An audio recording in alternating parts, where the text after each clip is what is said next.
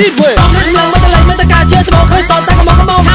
ឲ្យតែមកនឹងរត់ពីយំតែបលឹមក៏ខ្ញុំមិនឈប់ដែរធ្វើមិនខ្ញុំនឹងកំឡោបាននិយាយពីសម្រាប់ប្រសាប្រចាំភូមិដែរអូលេសាយបែបបែបដែរពីមានទាំងអស់